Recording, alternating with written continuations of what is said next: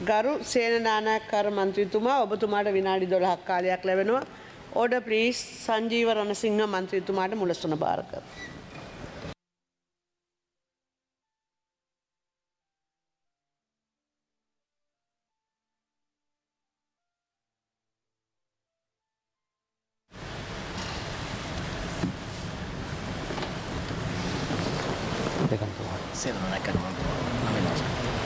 මන්ත්‍රීතුමා කතා කරා. ගරු සභාපතිතුමනි මම හිතන්නේ අද ඊටාම විශේෂ දවසක් කියලා මට හිතෙන්නේ. මොකද සෞඛ්‍ය හා ජනමාධ්‍ය පිළිබඳ විවාද අවස්ථාව වෙන දවස්වලට වැඩිය මට පොදුවේ ගත්තහම සමස්තයක් විදිහට යහපත් ප්‍රසාදජනක බවක් දැනුණා. ඇත්ත වශයෙන්ම අපි මෙතෙක් කාලයක් පහුගිය දවස්වල දුටු විපක්ෂයෙන් ලැබිච්ච ප්‍රතිචාරවලට වැඩිය වඩා විශේෂ වඩා සතුටුදායක සමබර ප්‍රතිචාර රාශියක් අපිට දැක ගන්නට ලැබුණා. මම හිතන්නේ පාර්ලිමේන්තුවේ විශේෂ වෙනසක් සිදුවෙච්ච දවසක් කියලා මට හැඟෙනවා. ඉතින් ඒ සතුටත් සමගම මගේ අවස්ථාව මම මේ වෙලාවේදී භාවිත කරනවා ජනමාධ්‍ය ක්ෂේත්‍රය පිළිබඳව යමක් කතා කරන්නට. ජනමාධ්‍ය ක්ෂේත්‍රය පිළිබඳවත් මට හිතෙන්නේ වඩා හොඳින් අපේ මනුවර්ණ මන්ත්‍රීතුමාත් නිලන්ති කොට්ටහච්චි මන්ත්‍රීතුමියත් කතා කළා. ඊට වැඩි දෙයක් යම් කිසි නොකියුණු දෙයක් කියන්නයි මගේ අදහස තියෙන්නේ. අපි දන්නවා මේ පහුගිය කාලේ ජනමාධ්‍ය පිළිබඳව සාකච්ඡා කරද්දී ඒකේ තියෙන වැදගත්කම ඒකේ තියෙන උදාරත්වයේ අභිමානය කොයිතරම්ද කියන කාරණේ. ඇත්ත වශයෙන්ම මහාචාර්ය මැක්සෙෆ් මිලිකන් කියන විද්වතානන් සමාජ පර්යේෂකයාණන් ජනමාධ්‍ය පිළිබඳව කතා කර ඉතාම බරසාර විදිහට. පසුගිය දශක දෙක තුන තුළ මානව ජීවිතය කෙරෙහි වඩාත් බලපෑම් සහගත වූ සංසිද්ධිය ජනමාධ්‍ය නැගී සිටීමයි කියන කාරණය තමයි මැක්සෙෆ් මිලිකන් කතා කරන්නේ. ඒ කියන්නේ ලෝකයට ජනමාධ්‍ය කොයිතරම් වැදගත් වෙනවද කියන කාරණය තමයි එහිදී මතු කෙරෙන්නේ. එතකොට ඒ එක්කම මහාචාර්ය ජේම්ස් ඩී ෆැලෝ කියන විද්‍යාඥයා ප්‍රකාශ කරනවා ජනමාධ්‍ය සම්බන්ධයෙන් ගත්තහම එහි තියෙන සමාජ බලපෑම කොයි ආකාරයෙන් සංකීර්ණද ගැඹුරුද පුළුල්ද කියන කාරණය. එතකොට සාම්ප්‍රදායිකව පැවතෙන කුලාචාර සහ ඥාන මට්ටම් සමුදායක් යටපත් කරන්නට මේ නූතනයේ වැරදි ලෙස ක්‍රියා කරන ජනමාධ්‍යයට හැකියාව ලැබිලා තියෙනවා පුළුවන්කම ලැබිලා තියෙනවායි කියන කාරණය පෙන්눔 කරනවා. එතකොට අපිට මෙතනදී තේරෙනවා මාධ්‍යයේ තියෙන හැකියාව ශක්තිතාව ඉතාම ඉහළයි. ඒ වගේම මාධ්‍යයට පුළුවන් සමාජයේ ඉහළ තැනකට ගෙනියන්නට වගේම සමාජයේ කඩාවට්ටන්නටත් කියන කාරණේ. මේක හරි භයානක කාරණයක්. ඒකයි අපි කියන්නේ හැම වෙලාවෙම ජනමාධ්‍ය කියන්නේ දෙපැත්ත කැපෙන ආයුධයක්. ජනමාධ්‍ය මෙහෙයවීම කියන්නේ දැලිපිහියෙන් කිරි කනවා වගේ වැඩක්. ඉතින් ඒක නිසා මේක ඉතාම අර පරිස්සමින් භාවිත කරන්න ඕන කටයුත්තක් කියන කාරණේ තමයි අපිට හැඟෙන්නේ. දැන් මේකෙදී අපිට විශේෂයෙන් මේ අවස්ථාවේ මතු කරන්න අවශ්‍ය වෙන්නේ ජනමාධ්‍යයේ තියෙන ඒ ඉතා සුවිසල් ශක්තිතාව භාවිත කරගෙන සමහර මාධ්‍ය වඩා ව්‍යාජ පරිසරයන් මතු කරන්න උනන්දු වෙන කාරණේ පිළිබඳව. රටේ තොටේ ඇති වෙලා තියෙන සිද්ධීන් සමහර විට හොඳ හෝ නරක හෝ ඒක අතිශයෝක්තියෙන් පෙන්වන්න හරි එහෙම නැත්නම් එහි තියෙන ව්‍යාජත්වය මතු කරන්න හරි එහෙමත් නැත්නම් ජනතාව කුපිත කරන එහෙම නැත්නම් ජනතාවට යම් ආකාරයකින් වැරදි අදහස් සම්ප්‍රේෂණය කරන්නට හරි ඔන්න ඔය කාරණේ ඉතා වැදගත් විදිහට අපිට මේ වෙලාවේ දැනෙනවා. සීඩෝ එන්වයරන්මන්ට් කියලා අපි ව්‍යාජ පරිසරයක් මතු කිරීම ජනමාධ්‍ය තුල තියෙන ඉතාම ඛේදනීය තත්වයක් කියන එක තමයි අපි දකින්නේ. දැන් අපි දන්නවා පැහැදිලිවම ජනමාධ්‍ය කියන්නේ ආණ්ඩු හදන්න පුළුවන් ආණ්ඩු වටන්න පුළුවන් එහෙම නැත්නම් රාජ්‍යයන් ගොඩනගන්න පුළුවන් රාජ්‍යයන් විනාශ කරන්න පුළුවන් එහෙමත් නැත්නම් අපි හිතනවා සාමාන්‍යයෙන් සාමය ගොඩනගනවා වගේම මහා යුද ගිනිදල් අවුලවන්නත් ජනමාධ්‍යයට පුළුවන්කම තියෙනවා. ඉතින් ඒකින්ද ඒ ජනමාධ්‍යයේ ප්‍රබලත්වය වඩා හොඳින් පාවිච්චි කරනවා නම් ඇත්ත වශයෙන්ම රටකට එහෙම ප්‍රශ්නයකට මුහුණ දෙන්න සිදු වෙන්නේ නැහැ කියන එක තමයි අපි දන්නේ. 1970 දශකයේ අගභාගයේදී අපි දන්නවා ඇමරිකාවේ හිටපු චිරප්‍රකට ජනාධිපතිවරයෙක් රිචඩ් නික්සන් ඔහුට ගෙදර යන්න සිද්ධ වුණා ජනාධිපතිකම දාලා. මොකද හේතුව වොෂින්ටන් පෝස්ට් පුවත්පතේ හිටපු කාල් බර්න්ස්ටයින් රොබර්ට් වුඩ්වර්ඩ් කියන නිර්භීත මාධ්‍යවේදීන් දෙන්න තමන්ගේ අභිහිතයේ යුතුයකම ඉෂ්ට කරපු නිසා වෝටගේට් සිද්ධිය සම්බන්ධයෙන් හෙළි කරාට පස්සේ. ඉතින් ඒක නිසා අපි දන්නවා පැහැදිලිවම ජනමාධ්‍ය වඩා හොඳින් භාවිත කරන රටක ජනතාවට වගේම ජනතාවගේ අනාගතයටත් යහපත් ප්‍රතිඵල ලබා දෙනවා.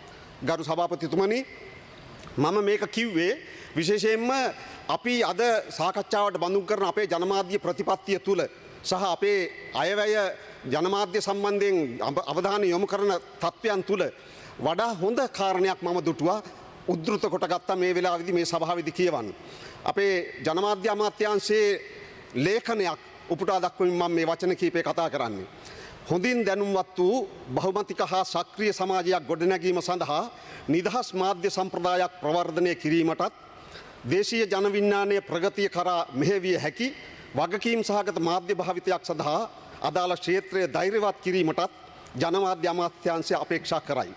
එමෙන්ම ජනමාධ්‍ය ක්ෂේත්‍රය ප්‍රමාණාත්මකව මෙන්ම ගුණාත්මකවද සංවර්ධනය විය යුතු බව මෙම අමාත්‍යාංශය මැනවින් අවබෝධ කොටගෙන ඇත. ඇත වශයෙන්ම සභාපතිතුමනි, මම මේක උද්දෘත කොටගත්තේ වෙනත් කිසිදු රජයක් මීට පෙර මෙබඳු ප්‍රකාශයක් කරලා නැහැ.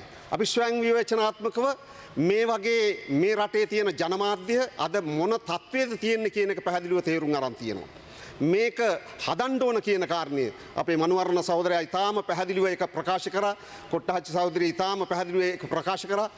වඩා සදාචාරාත්මකව ආචාර ධර්මිකව මේ සමාජය තුළ වඩාත් හොඳ යහපත් ජනමාධ්‍ය භූමිකාවක් අපි නිර්මාණය කළ යුතුයි අලුතෙන්.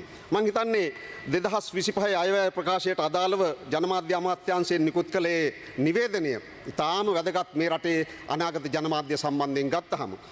අපි පැහැදිලිව දන්නවා රජයේ ප්‍රවෘත්ති දෙපාර්තමේන්තුව, රජයේ මුද්‍රණ දෙපාර්තමේන්තුව, ශ්‍රී ලංකා ගුවන්විදුලි සංස්ථාව, ශ්‍රී ලංකා රූපවාහිනී සංස්ථාව, ස්වාධීන රූපවාහිනී මාධ්‍ය ජාලය, ශ්‍රීමත් සහිත එක්ස්වත් ප්‍රවෘත්තිපත්‍ර සමාගම, ශ්‍රී ලංකා පුවත්පත් මණ්ඩලය මේ ආදී ආයතන ගණනාවක් මේ අමාත්‍යාංශයට අනුබද්ධිතව ඒකබද්ධව තියෙනවා.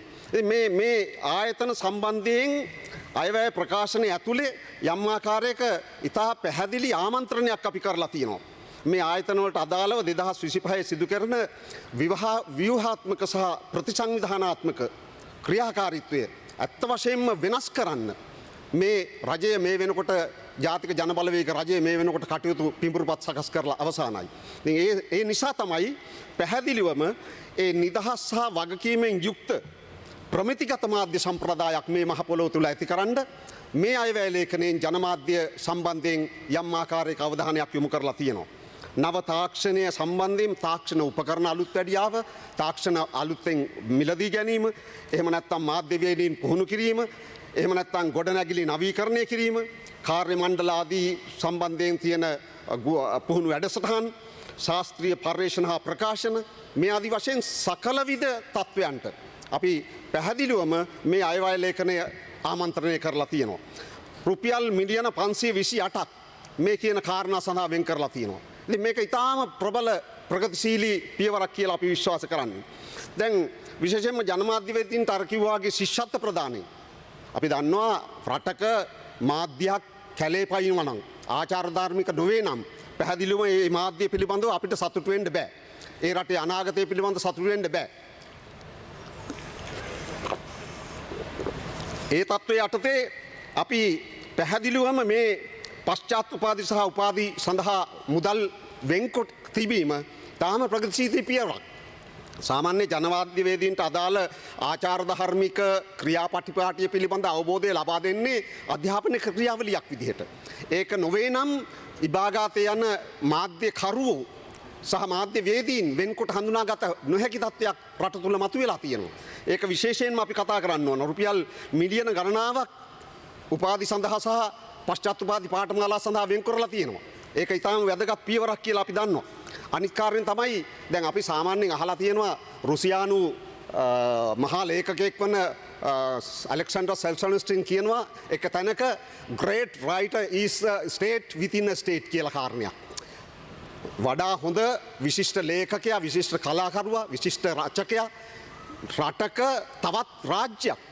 ඒ තරම්ම වටිනවා ඔහු අගය කළ යුතු චරිතයක්. ඉතින් ඒ චරිතය පිළිබඳව මේ ජනමාධ්‍ය අමාත්‍යාංශයේ මේ අයවැය ප්‍රකාශය තුලින් අවධානය යොමු කරලා තියෙනවා. ඒ බඳු චරිත එබඳු වැදගත් භූමිකාවල් මේ මහපොළොවේ නිර්මාණය කරන්න මේ අයවැය ප්‍රකාශනය ආමන්ත්‍රණය කරලා තියෙනවා. ඒ සඳහා මුදල් වෙන් කරලා තියෙනවා.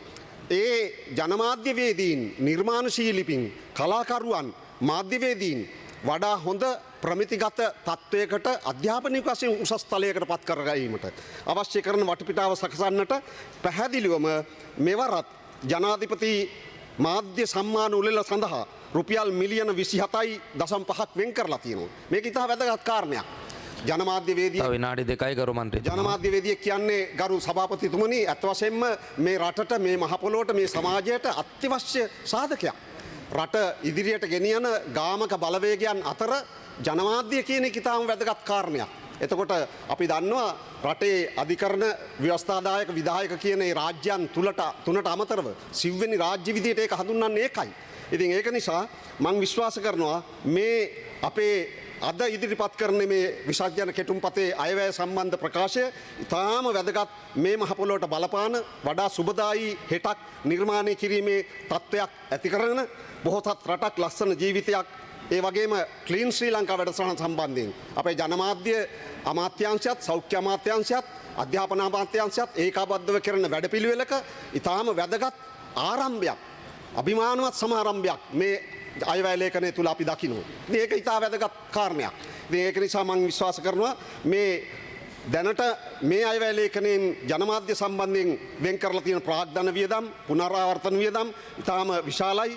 ශ්‍රී ලංකා ගුවන්විදුලිය ඇතුළු ඒ සියලු ජාතික රූපවාහිනිය, අයි සහ නේත්‍රා චැනල්, ඒ සියලු ආයතනට වෙන් කරපු මුදල් ඉතාම වැදගත් කියන කාරණය ප්‍රකාශ කරමින් අපි තිරතාර සංවර්ධන ඉලක්ක සපුරාලන්නට අර සස්ටේනබල් ඩෙවලොප්මන්ට් ගෝල් කියන එක සම්බන්ධයෙන් ජනමාධ්‍ය තුලිනුත් අපේ රට වඩා විශිෂ්ටත්වයක් කරා ළඟා වෙන්නට වඩා හොඳ සැලසුම් මේ තුල තියෙනවායි කියන එක අවධාරණය කරමින් මා නවතිනවා. බොහොම ස්තුතියි කාලය ලබා දුන්නාට.